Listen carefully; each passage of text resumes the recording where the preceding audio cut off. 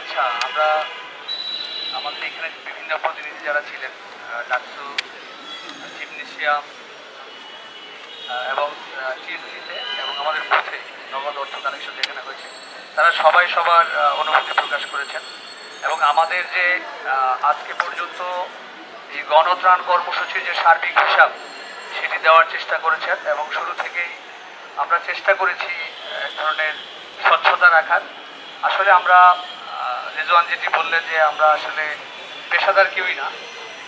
এখানে আসুন্না ফাউন্ডেশন যারা অনেক মজবুত একটি সংগঠন এবং বেশ সুসংগঠিত একটি সংগঠন, যার কারণে তাদের কাজ করা সহজ। তাদের জায়গা থেকে তারা কাজ করছেন, তাদেরকেও আসলে অভিনন্দন। কিন্তু আমাদের বাস্তবতাটা একটু ভিন্ন। আমরা দেখেন এই আন্দোলন কি বলে, এই ত্রাণ কর্মসূচির ভেতরেও কিন্তু আমাদের বিভিন্ন আন্দোলনে অংশগ্রহণ করতে হয়েছে।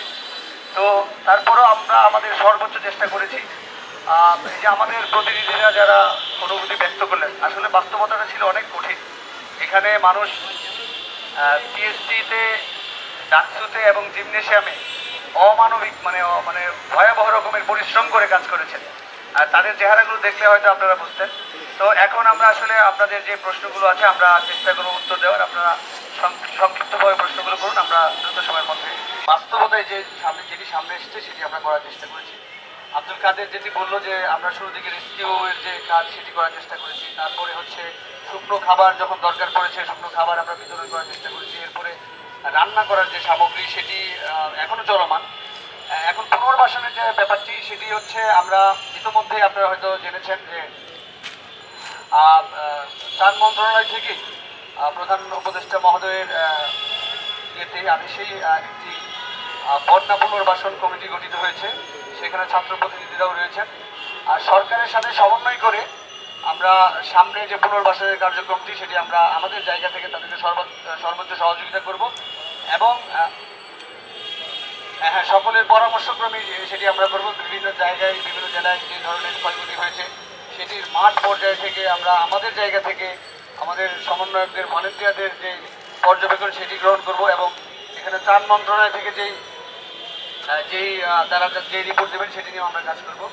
তো এই হচ্ছে আমাদের পুনর্বাসনের প্ল্যান। আর এখানে যে অর্থ যেটি এখন জমা রয়েছে সেটি আমাদের দুটি ব্যাংক অ্যাকাউন্ট রয়েছে বৈষম্য বিরোধী ছাত্র আন্দোলনের নামে। একটি হচ্ছে সোনালী ব্যাংকে, আরেকটি হচ্ছে জনতা ব্যাংকে। সেটির হিসাবও আপনাদেরকে প্রেস রিলিজের মাধ্যমে দেওয়া হবে। এই অর্থ দিয়ে সামনে আমরা যে পুনর্বাসনের কর্মকাণ্ডটি সেটি আমরা পরিচালনা করার চেষ্টা করব। আজকে পর্যন্তই চলবে, এরপরে আর এই কার্যক্রমটি চলছে না। আমাদের আয় এবং ব্যয়ের হিসাবটা দিয়েছি। আমাদের যে রসদগুলো এসেছিল সেই রসদগুলো আসার পরেও আমাদের যেই একটা প্যাকেজ বানাতে বাকি যেই সব জিনিসপত্র প্রয়োজন, উপকরণ প্রয়োজন ছিল সেগুলো ক্রয় করার পিছনে আমাদের কী পরিমাণ খরচ হয়েছে এবং সেগুলো আনা নেওয়া, প্যাকেজিং সহ ডেলিভারি দেওয়া, ডিস্ট্রিবিউট করা, সেই সব কর্মকাণ্ডে আমাদের যে খরচগুলো হয়েছে সেই খরচগুলোর বিবরণী আমরা ধরেছি। জি জি, আমাদের শুধুমাত্র হিসাবটা হচ্ছে আমরা যেই পরিমাণ মালামাল ক্রয় করেছি সেটা হচ্ছে আমরা চিন্তা ভাবনা করতেছি। একই সাথে হচ্ছে আমরা আপনাদের কাছ থেকেও পরামর্শ আহ্বান জানাচ্ছি যে আপনার পরামর্শটা কীভাবে কী করা যায়।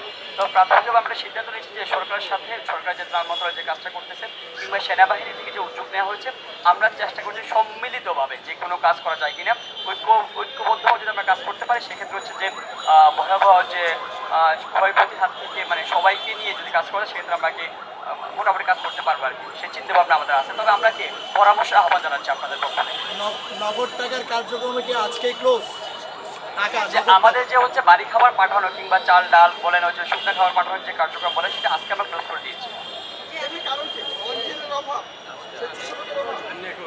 আমাদের যে দুইটি ব্যাংক অ্যাকাউন্ট রয়েছে সেই ব্যাংক অ্যাকাউন্টটিতে আমরা প্রতিনিধি রেখেছি হচ্ছে বৈষম্য বিরোধী ছাত্র আন্দোলনের প্রতিনিধি রয়েছেন এবং একজন ঢাকা বিশ্ববিদ্যালয়ের আমাদের দায়িত্বশীল একজন শিক্ষক তিনি রয়েছেন। তো ছাত্র শিক্ষক সম্মিলিত আমরা সেই অ্যাকাউন্টগুলো খুলেছি আর কি, সবার ফোরামের পরামর্শক্রমে, সবার সিদ্ধান্তক্রমে। ত্রাণের প্রয়োজন নাই, এটা আসলে ব্যাপারটি এরকম নয়। আপনারা জানেন যে এখানের প্রয়োজনীয়তাটা আমাদের কাজের যে অনেক বিশাল।